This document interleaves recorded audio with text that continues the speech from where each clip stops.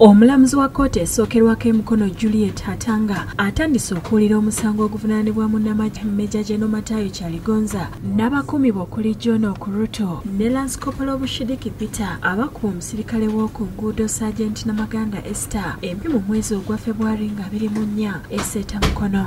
Then he slapped me into the ears direct. Namaganda mu kkooti abadde awerekeddwako bba Musoni Alfonsi era nga DPC w'Egomba n'abasirikale ba poliisi e Mukono. Major Kyaligonza mu kkooti talabiseeyo akiikiriddwa bannamateeka abeekulembeddwa Caleb Alaka, Evans Ocheng ne David Balondemo nga ne Namaganda akiikiriddwa munnamateeka Mike Aboneka. Munnamateeka Alaka ategeezezza omulamuzi nga Major General Kyaligonza bw'atafuna bbaluwa emuyita mu kkooti ng'ebyokumuyita bisomye mawulire olwaleero ate nga tali mu ggwanga bw'atyo n'asaba kkooti ebawe ebbanga basobole okujja okweyanjula ku musango guno.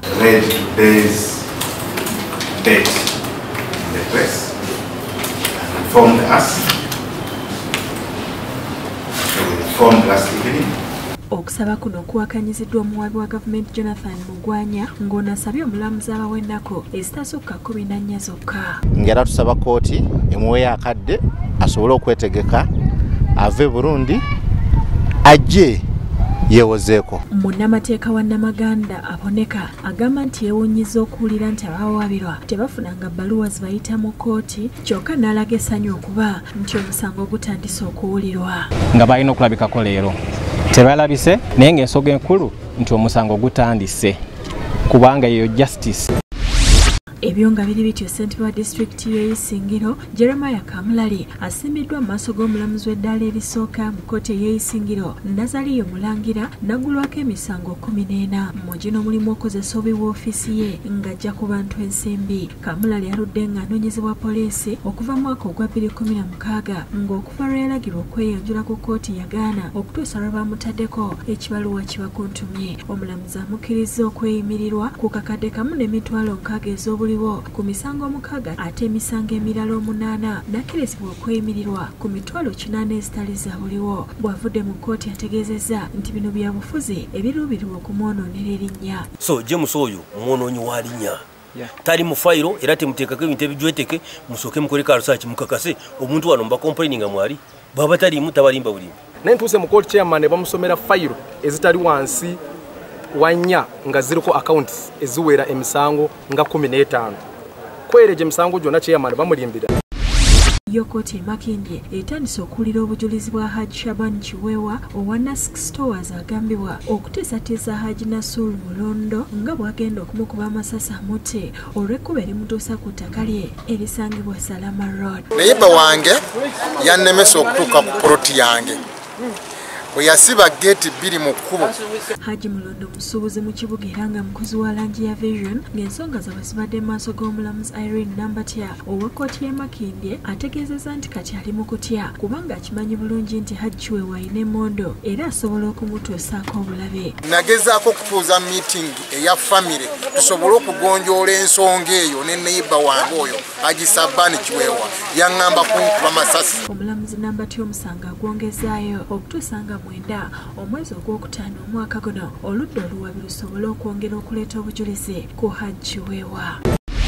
Abakulembeze mu Town Council y'e Kajansi bakubaganya empawa ku ky'ekitundu kyabwe okugattibwa ku kibuga ky'Entebbe ekisuubirwa okukolebwa. Bano babadde mu lukiiko olubadde ku kitebe kya Kajansi Town Council nga basisinkanye okwebuuza ku bakulembeze b'ebyalo ku nteekateeka eno nga bakulembeddwamu Kintu Nnyago bawadde ensonga zaabwe. Mpulidde bakansala bonna ekimpadde amaanyi nga bakyamuka bagamba ye ffe tukkiriza lwakuba mwe mubadde mulowooza nti mwe muli wabamala naye mwe muli tewabamala era temulina kimwabadde.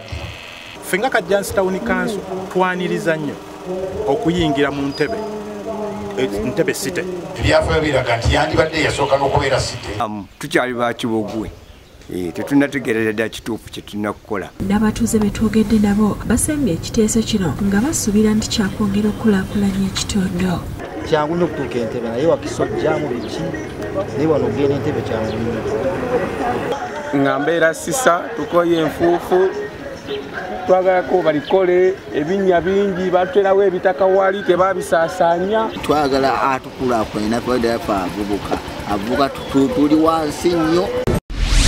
bo ab'ebyokwerinda omuli ab'amagye abasirikale ba poliisi ababaka ba pulezidenti n'abalala babanguddwa ku bukodyo obujja obw'okulwanyisaamu okutta n'okukusa ensolo z'omu nsiko. Bibadde mu lukuŋŋaano lw'ennaku esatu olutegekeddwa ekitongole ekivunaanyizibwa ku bisolo by'omu nsiko mu ggwanga ekyawuwa ne International Fund for Animal Welfare ku Koikoi Culture Center e Fort Portal. George Oweyesigire nga mukungu wa UWA ategeezezza nti newankubadde Uganda erina ebyobulambuzi bingi ebisobola okuvaamu ensimbi ekyasoomozebwa abatta ensolo z'omu nsiko n'abo abasaanyaawo obutonde bw'ensi.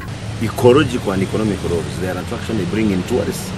We generate money. I talked about the figures, over 1.4 billion US dollars from tourism, elephants and attraction. Abalala okuli Olinga Moses okuva mu International Fund for Animal Welfare ne RDC wa Kabalole bawabudde nti bannabyabufuzi nabo basaanye babangulwe kukuuma ensolo z'omu nsiko. Somebody is arrested with ivory or what? They don't politicize the matter. You or somebody is caught with, for example, a skin of a leopard.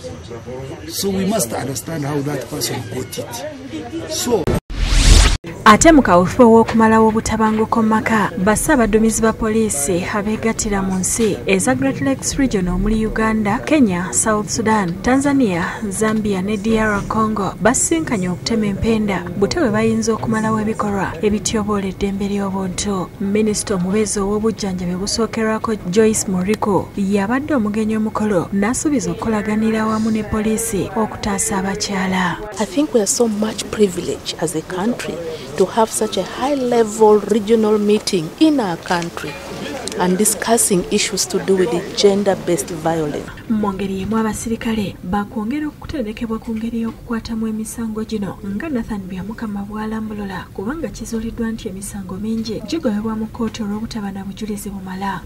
This is one of the areas that has not been handled properly.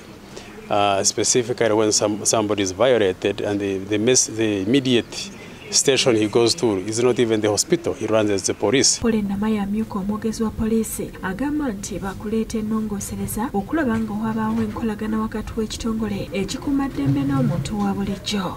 Ng'abo bakwata abawambi n'ababalala tukozesa amaanyi gonna amagezi gonna ne contacts zonna ze tulina okulaba nti tusobola obatwala mu mateeka. Abapoliisi era baagala baweebwe empeke z'ekizaalaggumba okusobola okutangira abakyala abatuusibwako ogw'obuliisamaanyi okufuna embuto ze bateeyagalidde. Instead of waiting for this emergency contraceptive to be given at the health facility, they have gone ahead as police officers, saving the life of this person who have been abused by giving emergency contraceptive.